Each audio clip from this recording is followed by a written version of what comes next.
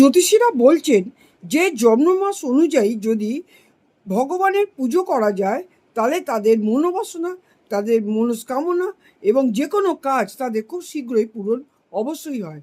যাদের জন্ম মাস বৈশাখ মাস তারা সূর্যদেবের পুজো করবেন। যাদের মাস হচ্ছে জ্যৈষ্ঠ মাস তারা বজরংবলী পুজো করবেন এবং শ্রীরামেরও পুজো করতে পারেন, শুভ ফল অবশ্যই পাবেন। আষাঢ় মাস হচ্ছে মা লক্ষ্মীর পুজো করলে অত্যন্ত শুভ ফল তারা অবশ্যই পেয়ে থাকে। শ্রাবণ মাস হচ্ছে দেবাদিদেব মহাদেবের মাস, সুতরাং দেবাদিদেব মহাদেবের যদি শ্রাবণ মাসে পুজো করা যায় তাহলে অত্যন্ত শুভ ফল তারা পেয়েই থাকে। ভাদ্র মাস, যাদের ভাদ্র মাসে জন্ম সিদ্ধিদাতা গণেশ দেবের যদি পুজো কেউ করে তাহলে হচ্ছে অত্যন্ত শুভ ফল অবশ্যই পাবে এবং কাজে সব কাজ তাদের সিদ্ধ হয়। আশ্বিন মাসে যাদের জন্ম তাদের মা দুর্গার পুজো করা অবশ্যই উচিত এবং শুভ ফল তারাও পাবে, এটা সারা বছরই করতে হবে।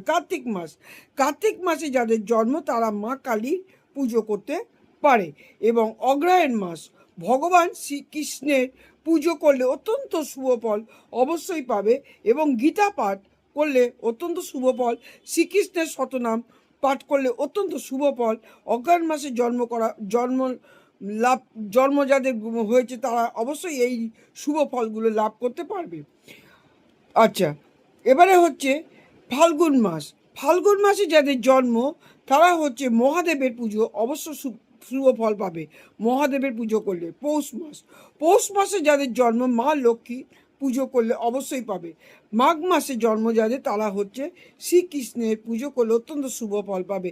চৈত্র মাসে মহালক্ষ্মীর পুজো করলে অত্যন্ত শুভ ফল অবশ্যই পাবে এবং যেই মাসে যাদের জন্ম তারা এটা সারা বছর ধরে যদি করে যায় তাহলে শুভ ফলটা অবশ্যই পাবে।